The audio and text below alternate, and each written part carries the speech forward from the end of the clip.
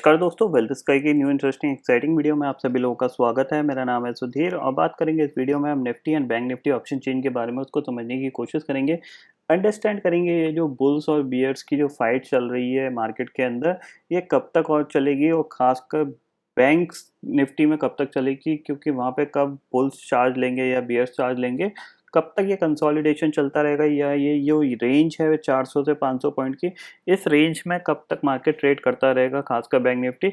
इस चीज़ को हम समझने की कोशिश कर रहे हैं। तो जल्दी से चलते हैं ऑप्शन चेन डाटा पे, देखते हैं और समझते हैं।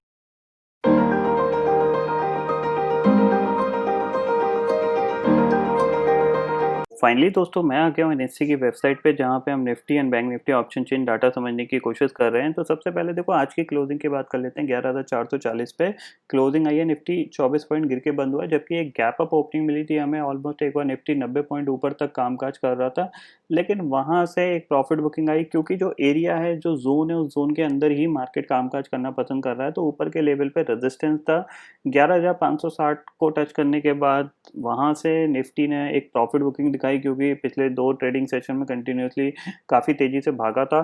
तो वहाँ से एक प्रॉफिट बुकिंग आई और मार्केट नीचे आ गया। अब सबसे बड़ा यहाँ पे अंडर परफॉर्म जो कर रहा है वो बैंक निफ्टी कर रहा है। तो निफ्टी तो अपना कम से कम ये है कि नीचे सपोर्ट ले लेता है, ऊपर रेजिस्टेंस ले लेता है और एक इम्पॉर्टेंट एरिया के अंदर ही ट्रेड कर रहा है। बट बैंक निफ्टी क्या है, कंटिन्यूसली ऊपर के लेवल पे टिकने में उसको इतनी ज़्यादा दिक्कत आ रही है। और ऊपर से यहाँ पे जो कह सकते हैं कि जो सेबी का जो नया रूल आया है रिगार्डिंग द स्मॉल कैप और मिड कैप म्यूचुअल फंड्स के, तो उसकी वजह से भी थोड़ा बहुत यहाँ पे लार्ज कैप में थोड़ी सी सेलिंग देखने को मिली थी यहाँ पे। लेकिन उसका कोई ज़्यादा बड़ा इम्पैक्ट मार्केट पे नहीं पड़ना चाहिए मेरे हिसाब से, क्योंकि ऐसा कोई मतलब ऐसा कोई इशू नहीं है कि यहाँ पे कि म्यूचुअल फंड से रिलेटेड, क्योंकि म्यूचुअल फंड की बाइंग 1 दिन 2 दिन 3 दिन में हो जाती है कंप्लीट, फिर वो होल्डिंग ही पड़ी रहती है। तो उससे कोई ज़्यादा बड़ा मार्केट पे इम्पैक्ट नहीं पड़ेगा। बट अभी हम ये चीज़ समझने की कोशिश कर रहे हैं कि अभी हमें करना क्या चाहिए। तो सबसे पहले देखो यहाँ पे निफ्टी का ऑप्शन चेन देख लेते हैं कि यहाँ पे क्या चीज़ें चेंजेस हुई हैं, क्या नहीं हुई हैं। सबसे पहले बात करेंगे, देखो 11,500 की आपको कॉल क्लियरली दिख रहा है यहाँ पे कितना 26,98,000 का ओपन इंटरेस्ट खड़ा है। वहीं अगर हम 11,600 की कॉल की बात करते हैं तो यहाँ पे कितना है, करीब ऑलमोस्ट 25,47,000 का ओपन इंटरेस्ट है। वहीं अगर हम 11,400 की पुट की बात करते हैं तो पुट पे कितना है, आपका 22,38,000 का ओपन इंटरेस्ट खड़ा हुआ है, जो कि सबसे हाईएस्ट ओपन इंटरेस्ट है।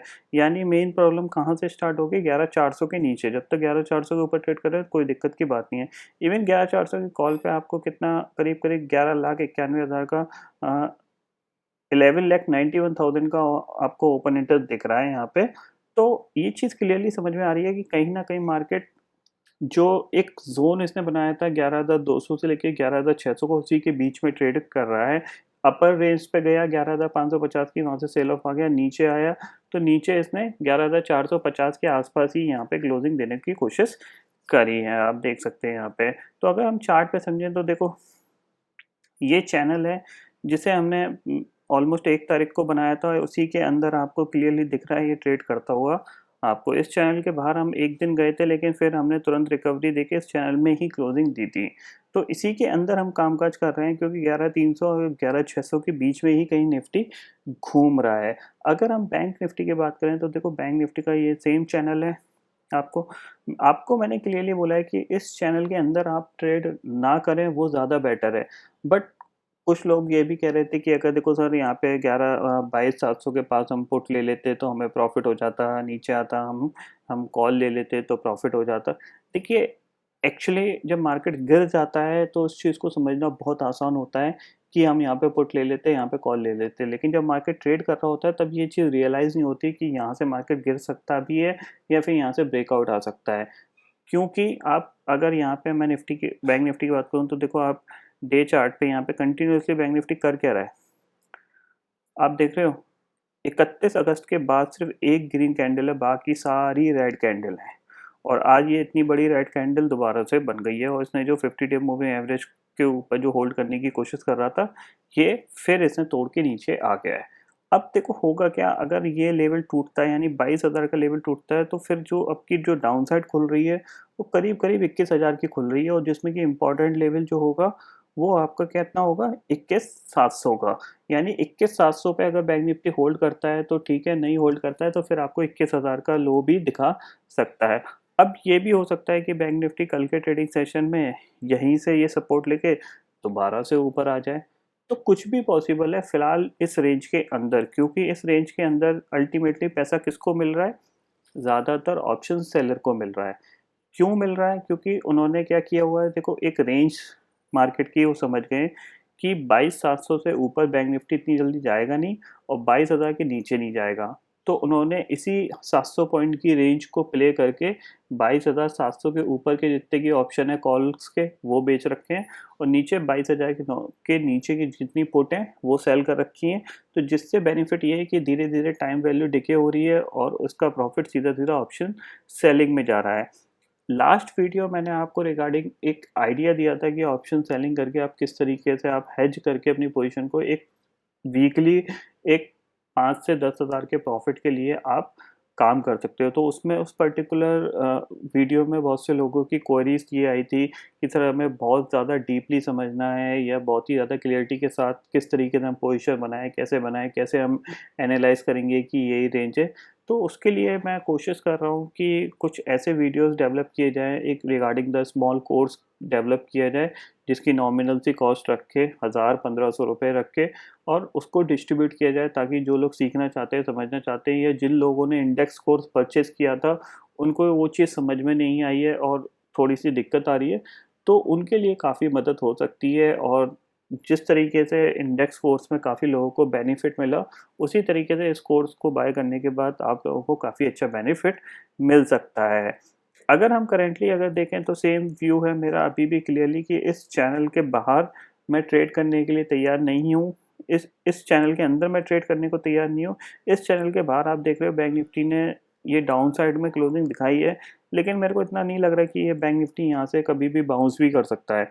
तो ये चीज़ ध्यान रखिए कि अगर आप शॉर्ट कर रहे हो ना, तो बहुत ही ज़्यादा स्ट्रिक्ट स्टॉप लॉस से शॉर्ट करिएगा, क्योंकि ज़्यादातर बैंकिंग स्टॉक्स अपने इम्पोर्टेंट सपोर्ट्स पे आ गए हैं, ठीक है ना। और पिछले कंटिन्यूसली अगर देखा जाए मार्केट पिछले आज 15 ऑलमोस्ट 14 तारीख हो गई है, 1 तारीख से बाद से कंटिन्यूसली बैंक निफ्टी आपको गिरता हुआ ही दिख रहा है। तो हो सकता है कि यहाँ पे नीचे आप फंस जाओ और यहाँ से मार्केट बाउंस कर जाए। तो आप इस चीज़ के लिए ध्यान रखिएगा कि आप शॉर्ट से अच्छा है कि वेट करिए कि मार्केट 22,700 के ऊपर निकले। तो 22,700 के ऊपर जो तेज़ी है वो ज़्यादा है एज़ कम्पेयर टू 22,000 के नीचे मंदी। तो ये चीज़ ध्यान रखिएगा कि लास्ट बार जब मार्केट ने एक मोमेंटम दिखाया था, तो आप देख रहे हो यहाँ पे ये एक मंदी हुई थी और ये बहुत ही शार्प मंदी हुई थी, मतलब एक विदिन 1 आवर में ये बैंक निफ्टी 800 पॉइंट क्रैक हो गया था। तो उस टाइम काफ़ी लोग ट्रैप हुए थे जिन्होंने शॉर्ट किए और अगले दिन मार्केट बाउंस कर गया था। तो आप ये चीज़ समझ लीजिएगा कि हो सकता है कि इस बार भी ऐसा हो जाए, क्योंकि नीचे जाने के लिए ग्लोबल माहौल ख़राब होना ज़रूरी है। फ़िलहाल तो ग्लोबल माहौल ऐसा नहीं दिख रहा। जो भी वॉलेटिलिटी थी ग्लोबल मार्केट में वो थोड़ी-सी कूल डाउन होती हुई दिखाई दे रही है और मार्केट थोड़े से सेटल्ड होते हुए दिखाई दे रहे हैं। तो आप थोड़ा-सा नीचे की तरफ ध्यान रख के काम करिएगा, जो भी करें 22,000 के नीचे अगर आप शॉर्ट करते हो तो 22,700 आपका टारगेट होगा फर्स्ट, और दूसरा टारगेट 21,700 आपका फर्स्ट टारगेट होगा और दूसरा टारगेट होगा 21,400 का। तो नीचे की जो डाउन साइड है वो 600 पॉइंट की है, लेकिन ऊपर की अपसाइड आपकी क्लियरली आपकी 24,200 और 25,200 तक की है। इस चीज़ को आप क्लियरली समझ लीजिए और उसके अकॉर्डिंग ही आप ट्रेड करिएगा with the strict stop loss. अगर हम निफ्टी की बात करें तो वो भी मैंने आपको बता दिया कि यही सेम 11,550 से लेके आपको 11,300 के बीच में ये ट्रेड करता हुआ दिखाई दे रहा है। इवन अगर 11,300 को तोड़ता है तो 11,200 तक जा सकता है। तो 11,200 और 11,600 ये समझ लो 400 पॉइंट की जो रेंज है, इसमें निफ्टी कामकाज करने की कोशिश कर रहा है। तो इस रेंज को आप प्ले कर सकते हो कि ऊपर 11,600 पे आप पुट ले सकते हो, नीचे 11,200 पे कॉल ले सकते हो, क्योंकि ये निफ्टी ओवरऑल जो निफ्टी का ट्रेंड है वो बुलिश है और निफ्टी को सपोर्ट और रेजिस्टेंस देने के लिए स्टॉक्स बन जाते हैं। बैंक निफ्टी में दिक्कत क्या होती है कि पूरे बैंकिंग में सेल ऑफ होगा तो सपोर्ट कौन देगा। आज आप देख रहे हो कंटिन्यूसली आपका एचडीएफसी बैंक कंटिन्यूसली मार्केट को ड्रैग, बैंक निफ्टी को सबसे ज़्यादा ड्रैग कर रहा है आपका एचडीएफसी बैंक। वो कंटिन्यूसली धीरे धीरे 1% 2% गिरता जा रहा है, जिसकी वजह से बैंक निफ्टी ऊपर टिक नहीं पाता है। तो नज़र रखिए कि ये सपोर्ट पे जो स्टॉक्स आ गए हैं, अगर इनमें बाउंस बैक आता है तो आपको बैंक निफ्टी भी बाउंस कर सकता है। इसलिए नीचे आपका जो व्यू होना चाहिए थोड़ा सा एक कॉशियस व्यू होना चाहिए और स्ट्रिक्ट स्टॉप लॉस के साथ होना चाहिए। नहीं तो अदरवाइज जब तक ये मार्केट इस रेंज के अंदर ट्रेड कर रहा है, मतलब इस रेंज का अपर ब्रेकआउट नहीं आता है, तब तक मैं आपको यही करूँगा, तो थोड़ा सा मार्केट में बैंक निफ्टी में खासकर आप थोड़ा सा ध्यान से काम करिए। अगर ग्लोबल मार्केट की बात करें तो आपको दिख रहा है कि नैस्डैक करीब 155 पॉइंट ऊपर कामकाज कर रहा है, और डाउ फ्यूचर की बात करें तो 250 पॉइंट ऊपर कामकाज कर रहा है। यानी सिंपल सी चीज़ जो मैं आपको बताने की कोशिश कर रहा हूँ कि जो एक वॉलेटिलिटी थी, आप देख रहे हो ये जो वॉलेटिलिटी आई थी यहाँ से, ये ऊपर से 29,000 से ये प्रॉफिट बुकिंग दिखी थी, कर रहा है। तो अगर ग्लोबल माहौल ठीक होगा तो हम नीचे से बाउंस कर दिया करेंगे, तो वो बाउंस बैक भी स्ट्रांग आएगा। तो इस चीज़ के लिए आप पहले से प्रिपेयर रहिए। तो आई होप दोस्तों ये पर्टिकुलर डाटा आपको समझ में आ गया होगा। दोस्तों फिलहाल इस वीडियो में इतना ही है। आई होप ये वीडियो आपको पसंद आएगा। वीडियो पसंद आता है तो लाइक और शेयर ज़रूर करिएगा, और चैनल को जो सब्सक्राइब कर लीजिए, क्योंकि मैं सुधीर लेके आता रहूँगा हर दिन आपके लिए नए नए वीडियो। इसी के साथ शुक्रिया दोस्तों।